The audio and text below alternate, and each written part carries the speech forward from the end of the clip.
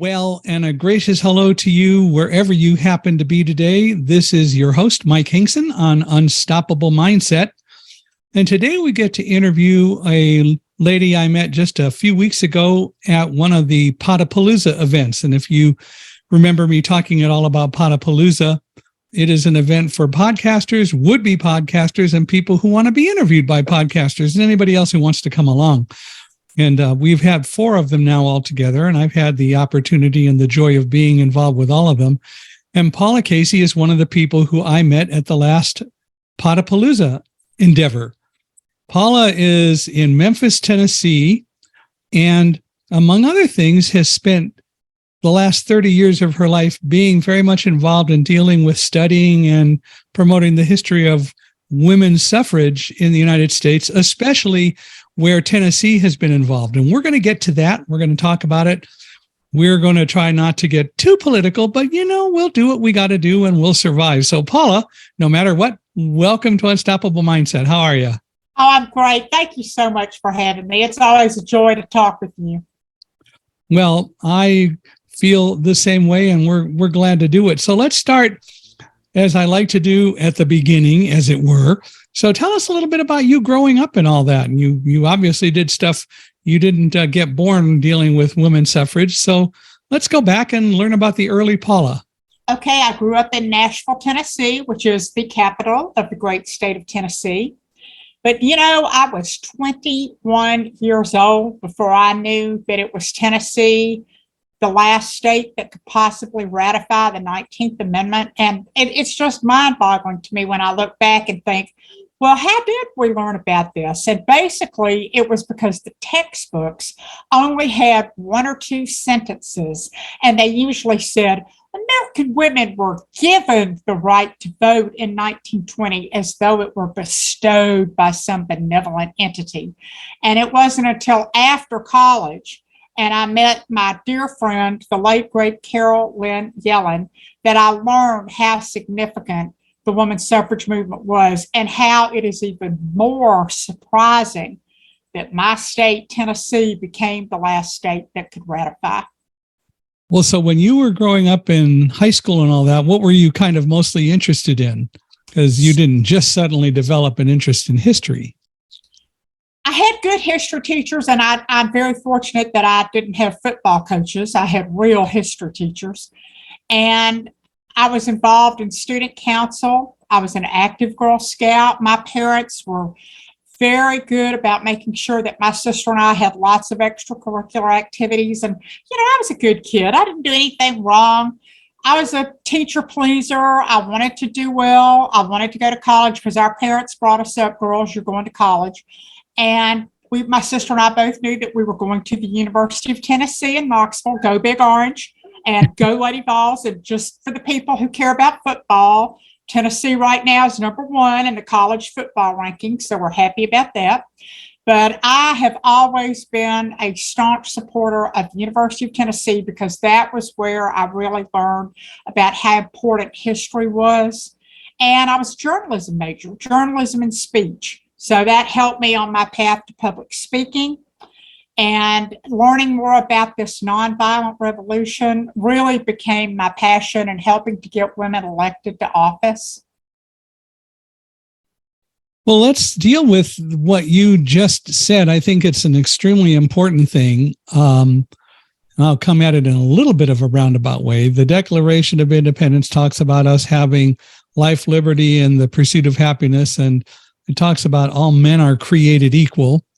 And all that's fine, although I think if you ask most people, when we talk about being created equal, they interpret it as meaning everybody is supposed to be equal.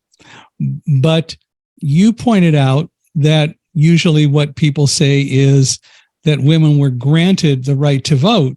Tell me more about that. Rights are granted by the Constitution. And in the case of voting rights, the Constitution provides for initially men with property, white men with property. Then in 1870, the 15th Amendment provided for Black men, the newly freed Black male slaves. The 14th Amendment is the first time the word male, M-A-L-E, appears in the Constitution. And the suffragists back then, and let me just clarify this, in the United States, it was suffragists. The British were the suffragettes. And they were considered so radical that the Americans wanted to distinguish themselves. So people in the United States who advocated for women to have the right to vote were suffragists.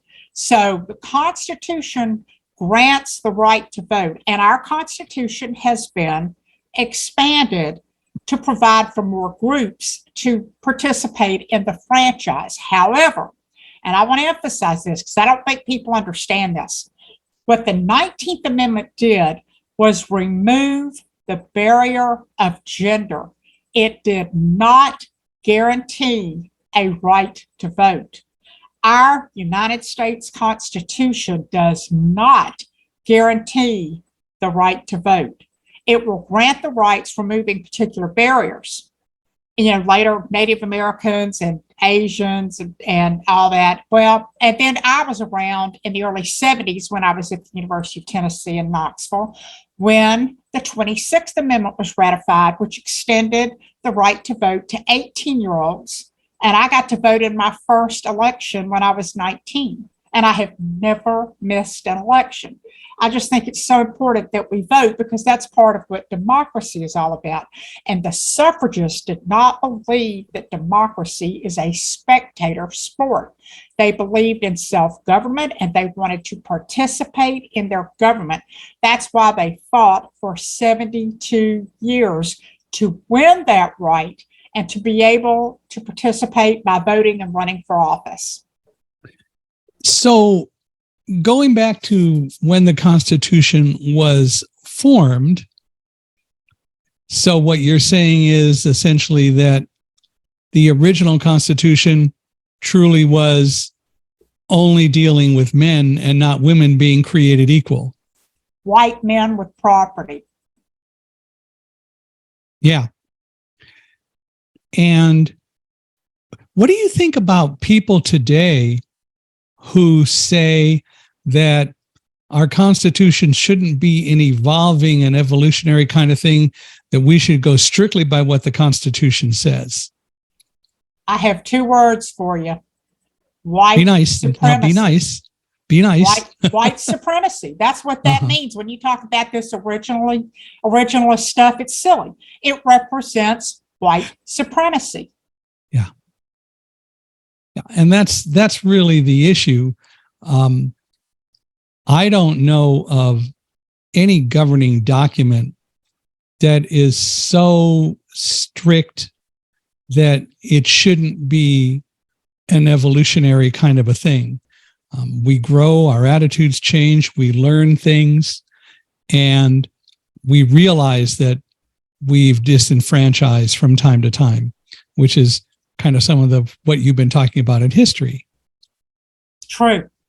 And people who say that, I don't know if they really believe it. You see these surveys or polls where they say, oh, the average American doesn't understand the Bill of Rights and the Bill of Rights wouldn't pass today. Well, thank goodness it did pass. And I want to submit to you that I don't think the 19th Amendment would have been ratified in this country had it not been for the First Amendment. And as a former newspaper journalist, I am a big believer in the First Amendment. I've been a member of the National Federation of Press Women since 1977, and the First Amendment is absolutely our guiding star. And it is so important for people to understand the significance of the First Amendment, the Bill of Rights, and all of the additional amendments. The founding fathers, and there were some women in there too, even though they don't get recognized, like Abigail Adams, who believed that the Constitution should evolve. A nonviolent revolution is what it was about, the passage of the Constitution. And when I speak every year, generally on Constitution Day, which is September 17th, I always point out that Benjamin Franklin said, when he was asked in 1787, Dr. Franklin, what have you created?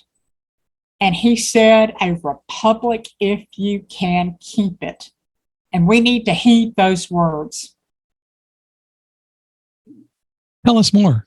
Why? I think that those individuals who were involved in the creation of the Constitution, and it was not an easy task, and there were very, very strong disagreements, but they did agree on democracy. And, Mike, that's what this is all about. Whenever we talk about the suffrage movement, whenever I'm involved in markers or monuments highlighting the suffrage movement, I always point out this is about democracy and the rule of law. The suffragists believed in democracy, and that is why they fought a nonviolent revolution. 72 years from 1848 to 1920. But I believe that they proved the Constitution works. That's what it's about. And you say that because of the fact that women's suffrage passed, or what makes you really say the Constitution works? Because they persevered. They utilized every tool available to them in a nonviolent way, particularly the First Amendment. And when you think about what is in the First Amendment, freedom of press, freedom to peaceably assemble, the freedom to petition your government for redress of grievances, their ability to communicate and to persevere for a cause in which they deeply believed. I mean, these women were not fly by night. They played the long game. And I think that's what we can learn from them. The first generation of women, and this goes back to Susan B. Anthony, Elizabeth Cady Stanton, Lucretia Mott, Amelia Bloomer, all of the people who were at Seneca Falls in 1848. It was July 19th and 20th of 1848. They believed in democracy. They believed in self-government and the rule of law. They persevered within the parameters of what was available to them to peaceably assemble, to petition their government. And I've got to tell you, I got to go to the National Archives back in the early 90s, and I saw the handwritten letter from Susan B. Anthony addressing her concerns, her grievances with the United States government. And all of these women who were out there fighting, I mean, literally doing everything they could to make sure this issue was not diminished, as many people tried to do, that it wasn't swept aside. They overcame enormous obstacles, but they believed in something greater than themselves. And that was democracy and the rule of law. What is the lesson that we should learn today about the importance of women's suffrage? I mean, you've been dealing with this now for over 30 years, well, a long time, actually. And so what is the real significance of it? What is so significant about studying the suffrage movement is that these women were prepared for the long game. They knew that it was not going to happen overnight or possibly within their lifetimes. They fought for the long game. And when you look at persistence, perseverance, everything that they embodied, they were brilliant. They were absolutely brilliant. And we need to understand what they did and how they worked to secure a right that we all take for granted today. And that's why when I hear these silly things about, worst thing that ever happened in this country was women getting the right to vote, and all that garbage, I just feel like we need to study what they did and what was so significant, because it was peaceful, nonviolent, they adhered to the rule of law, they certainly enacted every part of the First Amendment. And then those women made it possible for us to have the rights we enjoy today.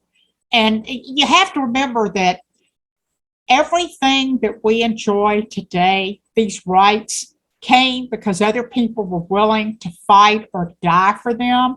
And that's the whole thing about the right to vote. I mean, I'm the widow of a Vietnam veteran, and my husband served in Vietnam. I know we still have a lot of questions about that war, but my daddy who just died this year. He was a World War II veteran as well as a Korean War veteran. My late father-in-law was an Army veteran who was throughout World War II. So I take this right to vote seriously. And when I think about what having grown up in Nashville and in Tennessee, and I've been in Memphis, where Dr. Martin Luther King Jr. was killed in 1968, fighting for equal rights. And I've been in Memphis since January 1981. So I'm very passionate about women's rights, civil rights, the right to vote. We need to know our history, and we need to understand that a lot of people fought and died for us to have these rights, particularly the right to vote. Well, without getting overly political about the process, we certainly seem to be having some challenges today because there is what appears to be a growing number of people who would retract a lot of the things that have been brought about and some of the rights that have been expanded and made available. And it's scary. I know that we who, for example, happen to be persons with disabilities are worried about some of the voting issues because if the wrong people decide to take and get complete control, they could pull back the Help America Vote Act and the whole issue about having voting machines that are accessible and taking away accessible ballots and so on. And there's so many other things going on. How do we get people to truly understand what happened with women's suffrage and similar sorts of things? And how do we get people to recognize the dangers that we face today? That is such a great question. And I've got to tell you, Mike, I think about this just about every day. Here's what you got to remember. Ever since the beginning of this country, we have had people who consider themselves superior and who do not want everyone to vote. It took me a long time to understand that because, growing up in Nashville, and I had a great upper middle class life, and I'm educated, I've traveled. I think I'm a fairly nice person, and I want everybody to vote. And I just couldn't understand that there were people who would not want every American citizen to exercise the franchise. And that has become more and more apparent. And I have to tell you, I think that the election of Barack Obama had a lot to do with that, with the backlash. And the idea that there are folks in this country who do not believe that everyone should have the right to vote. And so therefore, they consider themselves justified in putting up barriers to the voting process, which makes it incumbent upon people like us who want everyone to have access to the ballot to try to figure out how to overcome the obstacles that they place in our path. And that, again, takes us back to the women's suffrage movement. Those women endured all kinds of ridicule. It's amazing when you look back and see the newspapers and things that were written and said, letters, things that are in archives, people who were dismissive, both men and women, dismissive of the right to vote because that was something that many people from the beginning of this country onward felt like it should be limited in the access. So those of us who have been fighting for expanded access are going to have to keep on fighting. We can't give up. And that's what the suffragists taught us. Cannot give up. You talked about the concept and the fact that this was a nonviolent movement. Did those early suffragists experience much violence from people? Yeah. Oh, yeah. Especially when they marched the 1913 suffrage parade in Washington, D.C. and in New York City in 1910. There were police who looked the other way. And gee, isn't that something? That's happening today, too. Mm-hmm.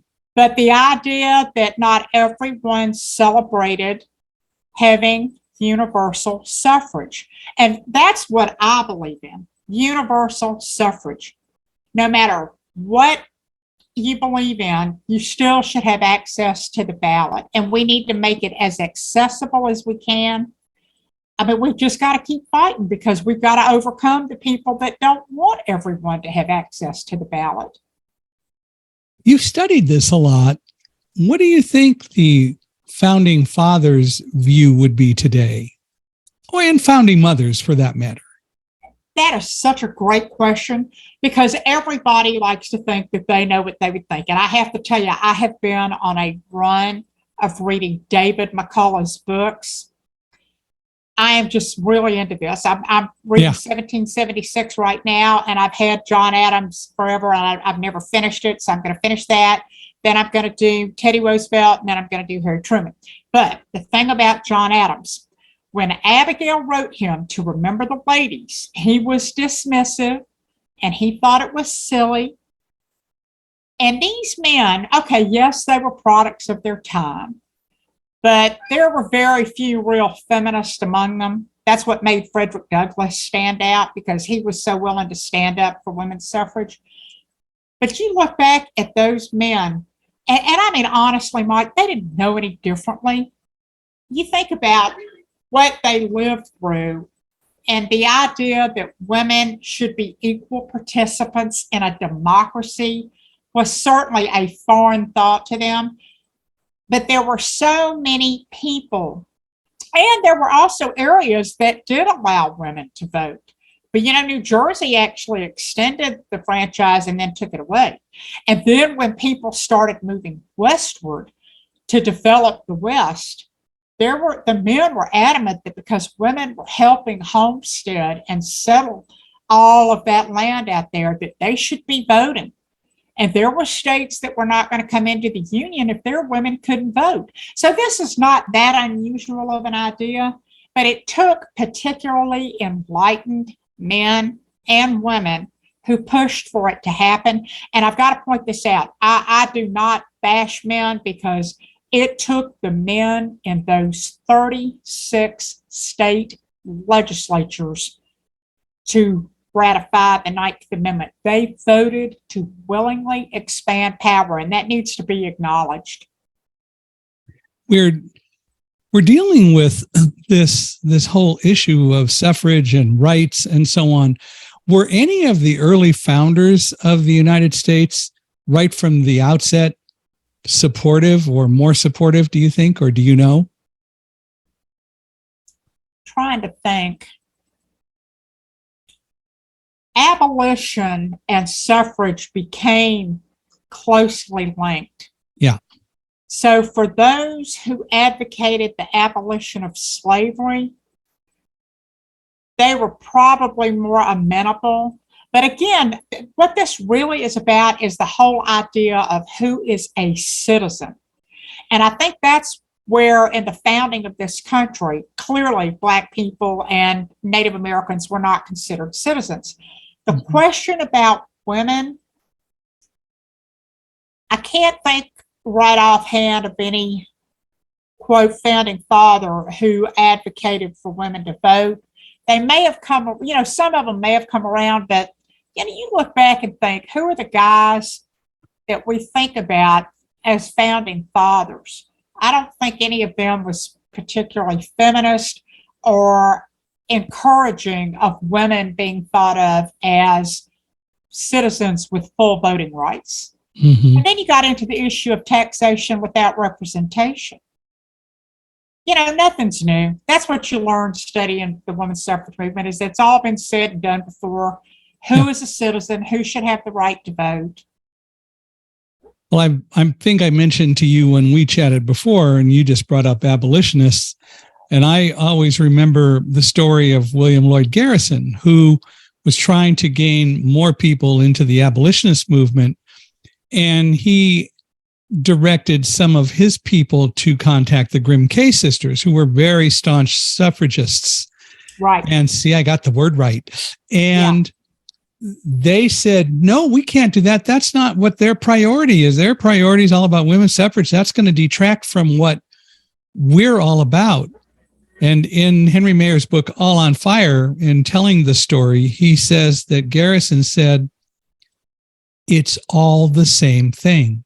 And that's absolutely right. Whether it's the right to vote, whether it's the right to attend public school, whether it's the right of persons with so-called disabilities to have equal access, which doesn't necessarily mean we do things the same way, but equal access to things in the United States. It's all the same thing. Right. And I think that's the most important message that we all ought to take away, or at least that's part of the important message that we should take away. I don't know how we change people's minds today, though. We're getting such a polarized world. And how do we get people to understand why being more open to everyone having equal opportunities, whether it be the right to vote or whatever, how do we get people to deal with that? I think we have to learn from what the suffragists did. We have to persevere. We have to be creative and innovative. We just can't give up. This is the long game. We are in for the fight of our lives, and it won't get better if people give up. That's why we've got to hang in there. And truly, it is about democracy. You either believe in democracy or you don't. Yeah. That to me is the bottom line. And when you talk about polarization, I think we also have to factor in disinformation, foreign governments being involved in our political processes. And frankly, as a former newspaper journalist and someone with a journalism degree, I have to tell you, I think the media have failed us. They are not reporting on things that are happening. And I've got to tell you this, Mike, in the 1970s, my husband and I were in the newspaper business back then. He was a great journalist, great editor. And we started watching the corporatization of news in the mid to late 70s. And now it's like, 6 or 7 corporations own all the major media. This is not good for our country. We work for a family-owned newspaper business in Tennessee that was bought out. And then now you have these giant firms and hedge funds, evil. I think they're evil. And they're buying up all of the media. This is not good for our country.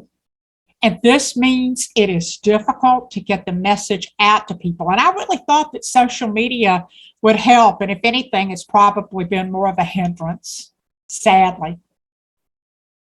When you don't have any kind of governors on what you do, like what we saw for several years recently, then yeah, it certainly doesn't help, does it?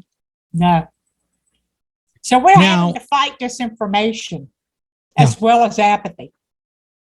Yeah, and apathy is certainly a part of it. You talked about the importance of voting, and I've talked to a number of people who have never voted. I'm not going to do that. It won't make a difference, and so on. And they continue to feel that way, and they just don't vote. And they're not young people, but I've also found young people who do that. But I know some people who are in their 40s and 50s, and they've never voted in an election, and they're fine with that. Yeah, that's what's so sad, because you've got to have parents or teachers, someone who inculcates in a young person that it's important to vote. And I will tell you, my sister and I grew up in a home where my parents read 2 newspapers, voted in every election. My sister and I knew that it was important. We registered to vote. I mean, I got to vote the first time when I was 19, but I registered as soon as I could after the 26th Amendment was ratified. And I just think that people have got to understand that democracy doesn't work if you don't participate. Democracy is not a spectator sport. And here again, this is something else that this brings up. When did they stop teaching civics in the schools? I love civics. I love teaching civics, talking about civics. That's part of the problem right there. There are a lot of challenges. I think I know the answer to this one, since Tennessee was the 36th state to ratify the 19th Amendment. But why is it called the Perfect 36? The editorial cartoonists of the day dubbed Tennessee the Perfect 36. because they did not know where that last state was going to come from. So think about, here, let me set the stage. 35 states had ratified. 3 states absolutely refused to consider it because their governors were opposed: Connecticut, Vermont, Florida. 9 states had outright rejected it. And those were primarily in the South, along with Maryland, a couple others. 9 states rejected it. It fell to Tennessee. And because Tennessee had a well-organized group of suffragists across the state in all 95 of our counties, and we had wonderful men who supported this effort, including our United States Senator Kenneth McKellar, who was from Memphis. So the stage was set when Carrie Chapman Catt came to Nashville to stay at the Hermitage Hotel, which is fabulous. And I want your listeners to go to the Hermitage Hotel if they're ever in Nashville, because it's so significant in the suffrage battle. Both the pro and anti-suffrage forces stayed at the Hermitage. And Carrie Chapman Catt stayed there, along with Representative Joseph Hanover from Memphis, who was the floor leader. Carrie Chapman Catt asked him to lead the suffrage fight. So because of the editorial cartoonist and because we were the last state that could ratify, that's where the name The Perfect 36 came from. Well, for you personally, what really got you interested in becoming so deeply involved in studying the suffrage movement? Because it's clearly become very personal for you. My husband died in July 1988, and Carolyn Yellen spent a lot of time with me. We had actually been at the National Women's Conference in November of 1977. That was an exciting time. I was one of the youngest delegates there. And Carolyn talked to me about the research that she had done. And I want people to know about this because this is really important. After Dr. King was killed in Memphis in 1968, Carolyn Yellen, her husband, David Yellen, who was a broadcaster, and several other folks put together a group called the Search for Meaning Committee. And they compiled everything they could about what was happening in Memphis. And every book that has been written since then about Dr. King and what happened in Memphis has utilized their research. Well, while Carolyn was doing this research, she came across this Tennessee story, and she was originally from Oklahoma. She and David had come here from New York City. He ran the broadcasting department, inaugurated it at what was then known as Memphis State University. And Carolyn said, you know, this is kind of important. Yeah, I mean, Tennessee was the last state that could ratify. So she started doing research. And she found descendants, and she also talked with 2 of the men who were still living. Harry Byrne died in 1977. Joseph Hanover did not die until 1984, and I met him in 1983. He was the floor leader who Mrs. Catt had asked to keep the pro-suffrage votes together. Had it not been for Joe Hanover, I'm telling you, the 19th Amendment would not have been ratified in Tennessee. Carolyn always said to me, he was the real hero. So we started working on a book because she had said she wanted to do this book. So I'm thinking, oh, well, I'm a graduate of UT Knoxville, and the University of Tennessee Press will want to do this book because we have all this original research. So I called UT Press, and the woman said to me, oh, we've already done a book on women's suffrage. It was very dismissive. And I was just really stunned. And I said, okay, thank you. So I started thinking about it later, and I wished I had had the presence of mind to say, gee, nobody ever says that about the Civil War. You know, all they do is write books about the damn Civil War. I mean, I grew up in Nashville. Believe me, I was indoctrinated with lost cause mythology. So I start looking, and finally we get somebody who's willing to publish it. And you've got to remember this, we published it originally in 1998. I've done a reprint, and I've done the ebook and the audiobook. And Dr. Jan Sherman came to Memphis in 1994. We started working on the book in 1996. We got the first edition published in May of 1998, and I was able to put it in Carolyn's hands. Her breast cancer had returned, and she died in March of 99. So I was just so grateful that her research resulted in that book. And then Dr. Sherman, who had her PhD from Rutgers, wrote about the long journey from the Revolutionary War up to what happened in Nashville in 1920. So we're really proud of the book, and I continue to sell to libraries and individuals because, you know, that history it's very well recorded in our book. And so I'm really proud of it, and I'm going to hold up a copy, The Perfect 36, Tennessee Delivers Women's Suffrage, and the cover is Downtown Memphis, Main Street, 1916. It was called Great Monster Suffrage Parade. Do you know if the book has been put into audio format today? Yes, Dr. Sherman read the audiobook. So I have an audiobook and the ebook in all three formats. So is it on Audible? Yes. Oh, okay. It's on lots of ebook platforms and audiobook platforms. Well, great. Then I'm going to go hunt it down. I think that will be fun to read. And we have great music too, Mike. We got period music. We had a great producer, David Wolf out in Albuquerque, did the audiobook. Here's a question, totally off the wall, totally subjective, but do you think Abraham Lincoln would have supported the women's suffragist movement? I do. And let me tell you why. It's so interesting you should ask that. Have you heard about John Meacham's new book? No, I've not. Okay. John Meacham is a Tennessee boy. Grew up in Chattanooga. You know, he lives in Nashville now. He was in New York City for years and years. And he and his wife are in Nashville because he is a professor at Vanderbilt University. And he was on Lawrence O'Donnell, I think, last night on, whenever he was on MSNBC, talking about his new book about Abraham Lincoln. And then there was light. Abraham Lincoln, I mean, he is fascinating to think of what he came up with and came from. And he believed in abolishing slavery, but he treated people with dignity. And I think that he could have been persuaded that, you know, the Union wasn't going to divide over women voting. The Union was going to divide over whether it was okay to enslave other human beings.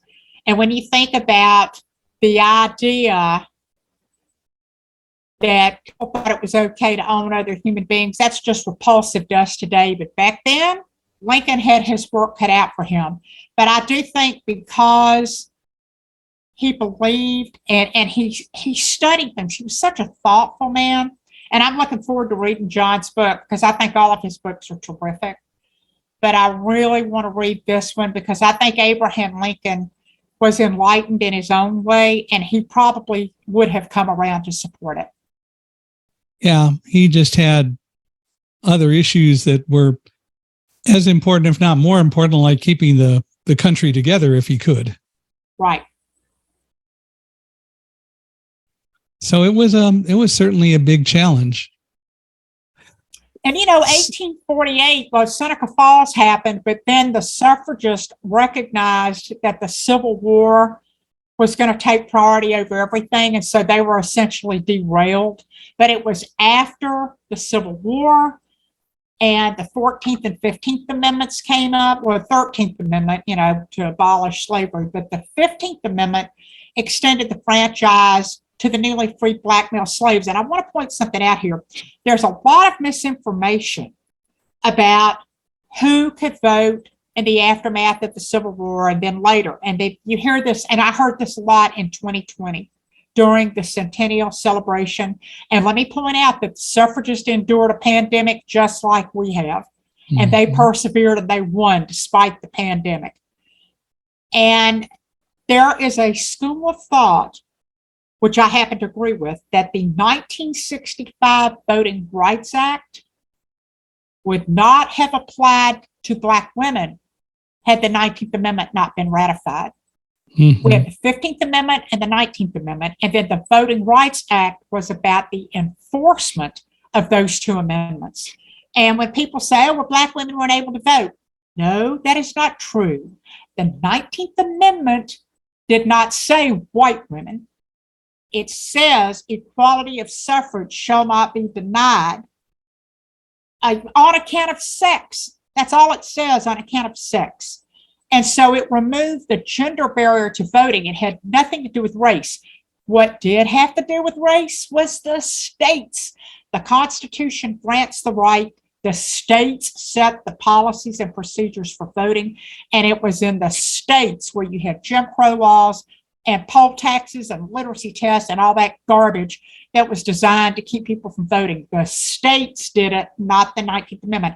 And we have documentation of Black women voting in Nashville, Clarksville, Tennessee, up by the Kentucky line, and Memphis. You have been involved in placing various suffragist-related art around Tennessee. Can you tell us, or would you tell us about that? Yes, I am very excited about this. When you go into a city, wherever you go in this country, you notice, if you're looking, about the public art and who is depicted in statuary. And for too long, we have not acknowledged the contributions of women in public art. So back in 1997, then State Senator Steve Cohen from Memphis, who is now my 9th District Congressman. Steve is great. Steve is the one who said, we have got to have something inside the state capitol. So he put me on this committee, and he said, you're going to serve on this committee, and there's going to be a blind competition that the Tennessee Arts Commission will sponsor, and we're going to select somebody to design something to go inside the state capitol. Because think about this. Tennessee ratified August 18th, 1920.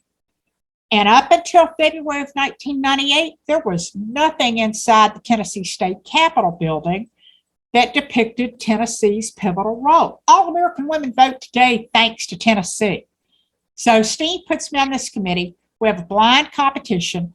Alan LaQuire wins it. And on the back of our Perfect 36 book, I have a picture of the bas-relief that is hanging between the House and Senate chambers in the Tennessee State Capitol building. Okay, fast forward to 2009.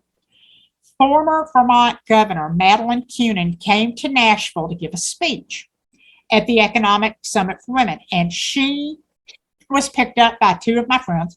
And she said to the women who picked her up, take me to see your monument to the suffragists. I know that Tennessee was the state that made it law. And they said, oh, Governor, we're so sorry the state capitol building is closed. And this is where that bas-relief is hanging, inside the state capitol. And she said to them, you Tennessee women should be ashamed. You should have something that is readily accessible. So that started our efforts to put together the Tennessee Women's Suffrage Monument. And we commissioned Alan LaQuire in 2011.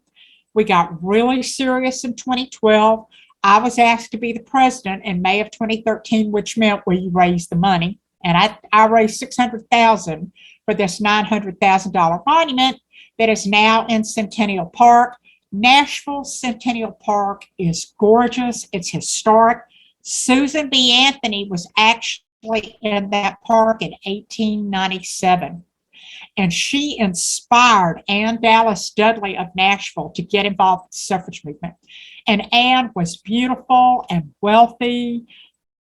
And she became a great suffrage leader on the state level and the national level.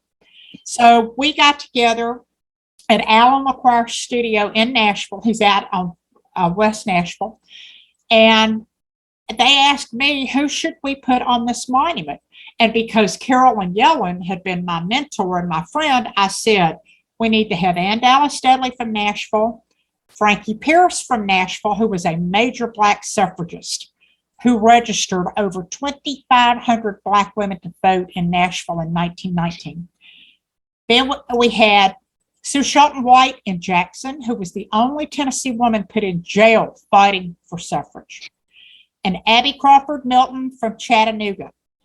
There wasn't really anybody that I was going to push for from Memphis at that moment, because I knew that we were eventually going to do a Memphis suffrage monument. But I said, Carrie Chapman Catt, who was originally from Iowa, and, came via New York. Carolyn Yellen said that Carrie Chapman Catt should have been the first woman to become a United States Senator from New York, but she was so spent after the suffrage battle, and she had a serious heart condition. So I said, we need to put Carrie Chapman Catt on there because she wasn't depicted in statuary. She was brilliant. And so we have these 5 women, heroic scale. They're 9 feet tall. They're in the Nashville Centennial Park. So that's the Tennessee Women's Suffrage Monument. Alan was commissioned to do 2 that are in Knoxville. I worked on the advising the Tennessee Triumph in Clarksville, Tennessee, and it's fabulous. It's got a woman putting her ballot in the ballot box. And then Jackson, I helped raise the money, and that was only $32,000 to do a bust of Sue Shelton White in front of Jackson City Hall. And then Memphis, my hometown, we have the Memphis Suffrage Monument Equality Trailblazers. That monument cost $790,190. I raised every penny of it because I have wonderful friends and a city council and a county commission that gave major money so that we could preserve the legacies of these important people. And so in the Memphis Monument, which is at the law school for the University of Memphis, facing the Mississippi River, I live right down by the river, you can see that monument in the daytime or at nighttime. And what's so great about this, Mike, is that people see it and they just rave about it. And school children go there and they read about these remarkable people. And I point this out to everyone when I'm doing tours or when I'm giving speeches. The reason we do these markers and monuments is because these people deserve to be remembered. And when we're all gone, those monuments and markers will be there telling the story. And I'm just grateful that I have been able to have this experience to preserve the legacies of these remarkable, brilliant people. Now, as I recall, the monument at the University of Memphis, the ceremony dedicating it is on YouTube? Yes. Do you know how people can easily find it? Do you know a link or? I think if you go on YouTube, you can type in Downtown Memphis Commission because the Downtown Memphis Commission produced it. It's on their YouTube channel, and I actually have it on my YouTube channel, Paula F. Casey.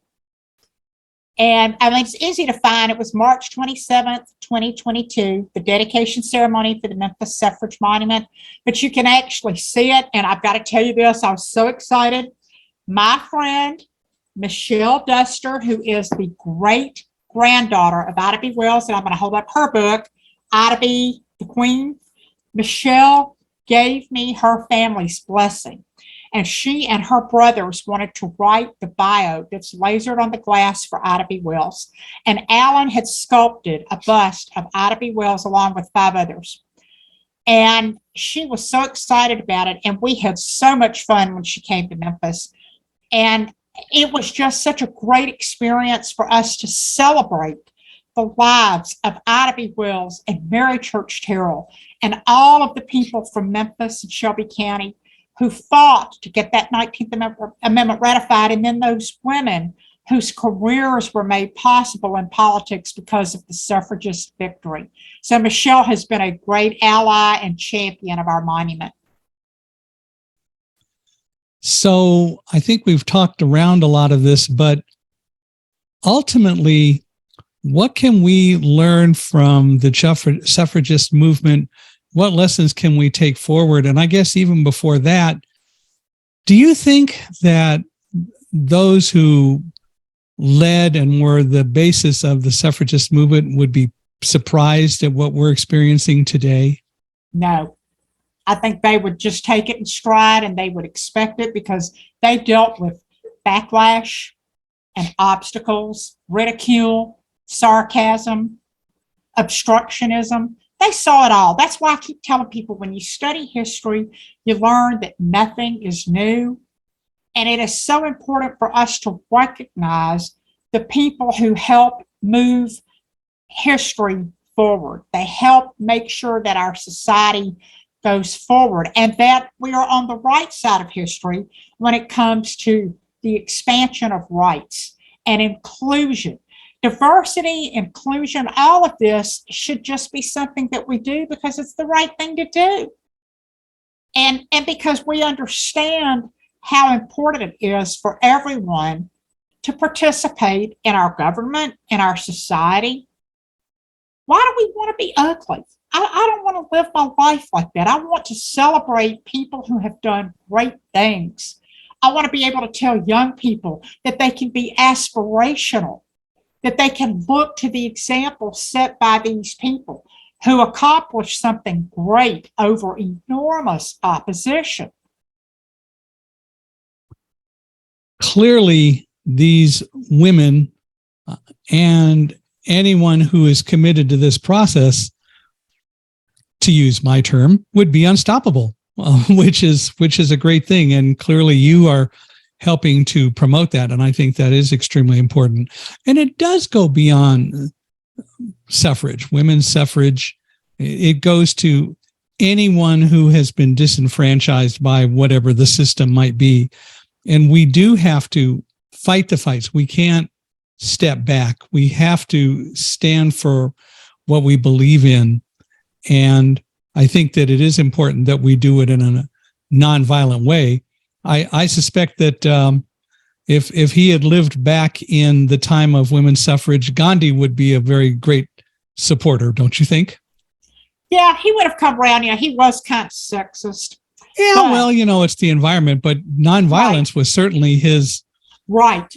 And his let main me precept. point out, Susan B. Anthony was into nonviolence long before Gandhi and Dr. King, and she never gets recognized for it. Yeah. Yeah, it did not start in the 1900s, but it is something that we all ought to take to heart. Now, let's be clear, nonviolence as opposed to civil disobedience. Right. Yeah. I mean, Susan B. was all for civil disobedience. And, like when she tried to vote.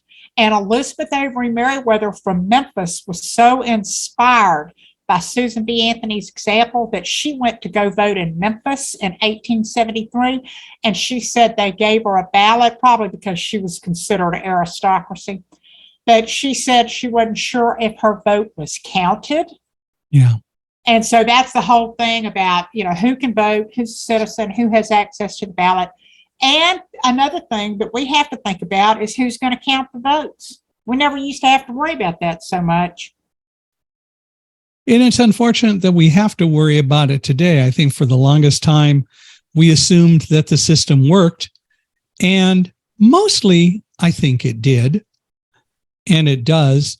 But now there is so much fear and so much distrust because of what some are doing that we have to be concerned about who's counting the votes. I watched a news report last night about how ballots are handled in San Bernardino County. And the process is absolutely amazing. When the ballots come in, the first thing that's checked is the signature, and the comparison is made as to whether it's a legal signature. That's done by a group of people. And then the ballot is opened, and the ballot is just checked for anything damaged or anything that looks irregular. And then it goes to a different group of people, now a third group, that counts the ballots. And one of the points that they made, and I actually hadn't thought of it, although I should have, but until they mentioned it, is, and none of the machines and none of the technologies and none of the process involved in counting the ballots in San Bernardino County, and I suspect in most places, nothing is connected to the internet. Right. So nothing can go off and destroy or warp the ballot, the process. That's good to know, isn't it? Yep, I think it should be that way. I've seen some companies who are concerned enough about the internet and what people can do that their accounting systems are never attached to the internet. And it makes perfect sense given everything that's going on today. So other computers can be compromised, but the accounting and monetary parts of the companies are not connected to the internet at all. They're not on the network, even the local network. Well, Can I mention can I mention the three men who were so essential in Tennessee? Sure. This is such a great story. And I have to tell you, my friend Bill Haltom of Memphis is a great author and retired attorney. He did this book because I asked him to on Representative Joseph Hanover. Why can't mother vote? Joseph Hanover was an immigrant from Poland. His family was Orthodox Jewish, and they fled because the Tsar took their property, and so many Jewish immigrants were coming into this country because they had to flee oppression. Mm-hmm. And he came to this country along with his mother and two brothers. His father came first and ended up in Memphis and saved the money for them to flee Poland. Now, let me tell you, Mike, you talk about unstoppable mindset. Those people who were searching for freedom, and they had to cross a frozen lake and come across in the bowels of a steamship. And Joe was 5 years old, and he went upstairs and started dancing, and people were throwing money at him. When they got to this country, they came through Ellis Island and then came through via St. Louis down to Memphis, settled in Memphis. And he was so taken with this country and the country's founding documents because his parents kept telling their boys, they had three and then they had two more, and they told them, you are living in the greatest country. You have rights in this country that we did not have in Poland. You've got to study the Constitution and the Bill of Rights and the Declaration of Independence. And of course, the Declaration of Sentiments in 1848 at Seneca Falls was patterned after the Declaration of Independence. So Mr. Joe decides that he's going to run for the legislature.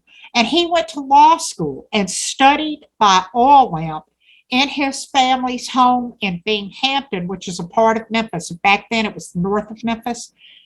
I am so excited because the National Votes for Women Trail, I've been the Tennessee coordinator, and I really pushed to get one of the Pomeroy Foundation markers for Mr. Joe. We got it last week. It has been put up on the side of the Hanover family home. And I encourage people who are listening or watching this podcast to look up the National Votes for Women Trail and see all of the people across the 48 states, because remember, Alaska and Hawaii weren't states back then. Right. But we have got Mr. Joe with his marker. Then we've also got the sculpture that Alan LaQuire did of Harry Byrne. Now, Mr. Joe knew the morning of August 18th, 1920, that he was 2 votes short of ratification in the House. The Senate in Tennessee had passed it 25-4, but the House was very close to being deadlocked.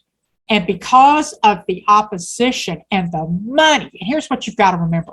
People who are opposed to rights are always going to have more money. That's just a given. So you have to be smarter and work harder and be more innovative. Mr. Joe did everything he could to keep those pro-suffrage votes together, and it came down to 2 votes, and he didn't know where they were going to come from. Now, this is anecdotal, but Bill Haltom and I have done some research, and we think this is true. There was a state representative from West Tennessee, north of Jackson, in Gibson County named Banks Turner. He was a farmer, a Vanderbilt educated lawyer, and he had been anti-suffrage. Now, Banks Turner ended up sitting in Governor Roberts' office on the morning of August the 18th. That vote was going to take place in the House. And Governor Roberts, who had actually, he came around, but he supported it. So he was talking to the governor of Ohio, Governor Cox, and Governor Cox was beseeching Governor Roberts of Tennessee to please get Tennessee to pass it. Because remember, both political parties thought that women would vote for them in the 1920 presidential election. And that's what the push was, to make it possible for American women to vote in the presidential election. Now, Tennessee had, as did other states, something called limited suffrage or municipal suffrage, where women could only vote in school board or presidential electors, but not universal suffrage, which meant they could vote in all elections. So Tennessee women were I think, would have had a chance to vote, but the political parties wanted Tennessee to ratify so that women in all the 48 states would have the opportunity to vote in the 1920 presidential election. So Banks Turner, the Vanderbilt educated lawyer and farmer from Gibson County, Tennessee, who had been an anti, is sitting there listening to Governor Roberts' end of the conversation. And Governor Roberts pointed at Banks Turner and said something to the effect of, I'm sitting here looking at the man who can make this happen. So Banks Turner didn't tell anybody that he had met with Governor Roberts, and he goes to the floor of the House. And there were attempts made to table the motion, which meant to kill it, because they didn't want to have to go on record in a special session of 1920 if they could delay it until the regular session in January of 1921 and then effectively kill it for all time. Well, Joe Hanover knew that he was 2 votes short. Both Joe Hanover and Banks Turner voted against tabling the motion. Harry Byrne voted twice to table the motion. However, Banks Turner kept it alive because it deadlocked 48-48, which meant the amendment was alive, and proceeded to the final vote for ratification. The Speaker of the House was Seth Walker from Lebanon, Tennessee, and he was a very wily lawyer. He had initially been for suffrage, and then he ends up being an anti. And he thought that because it had deadlocked on the motion to table 48-48, that the same thing was going to happen with the actual vote of ratification, which would have killed it. But he did not know that Harry Byrne, who was a state representative from Nioda, Tennessee, outside of Chattanooga, had received a letter from his mother, a widow who owned property, and she wanted to be able to vote in all elections. So she sends him this letter, Dear son, hurrah, and vote for suffrage. I have been reading the paper and looking to see where you stood and haven't been able to see anything. Please help Mrs. Cat put the rat in ratification, from his mother. So Harry, when the roll call was taken, voted for it, voted aye, and it caught the anti-suffragists by surprise, but the pro-suffragists realized that it was going to pass 49-47. And so Seth Walker, being a parliamentary maneuver specialist, changed his vote from nay to aye so that he would be on the prevailing side and he could bring it up for reconsideration. But what that did was it gave it a constitutional majority, 50-46, so that it would pass constitutional muster. And they had attempts to derail it and all kinds of shenanigans. But Tennessee became the last state to ratify the Perfect 36 on August 18th, 1920. And we celebrate that accomplishment and everything that those men did.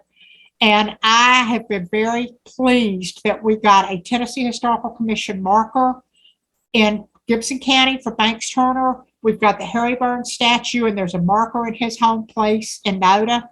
And then I have got the Pomeroy Foundation marker for Joe Hanover, and Alan LaQuire sculpted his bust on the Memphis Suffrage Monument. So what these men did, because they believed in democracy and the rule of law, it will be there for future generations to know. What a great story. And there's no better way to end our episode today than with that and what it really means. If people want to learn more about all of this and maybe contact you and learn about your book and so on, how can they do that? ThePerfect36.com, theperfect36.com, or paulacasey.com. And I would love to hear from folks. You know, the books are available, the audiobook, the ebook, and the DVD, Generations, American Women Win the Vote. This is all about celebrating democracy and the rule of law and the right to vote. And thank you so much. Well, Paula, thank you. And I really appreciate you coming on. I love history. have not read enough David McCullough books and have to work on that some, but and we will. But I have read Team of Rivals, so that's not David McCullough, but still, history is an important thing for us, and we learn so much that whatever we think is new really isn't. Same concepts coming up in a different way. Right. But thank you all for listening. I'd love to hear from you. Please, wherever you are, just shoot me an email. Let me know what you thought of today's podcast. Please give us a 5-star review. This is an informative episode and one that I think people really need to hear. So I hope you will pass on about this. Give us a 5-star rating. Email me at michaelhi@accessibee.com, or visit our podcast page, www.michaelhingson.com/podcast. And definitely let us know your thoughts. And once more, Paula Casey, we really appreciate you coming on and educating us and telling us all about this subject, which is, I think, so important and teaches us so many lessons we need to take to heart. Thank you.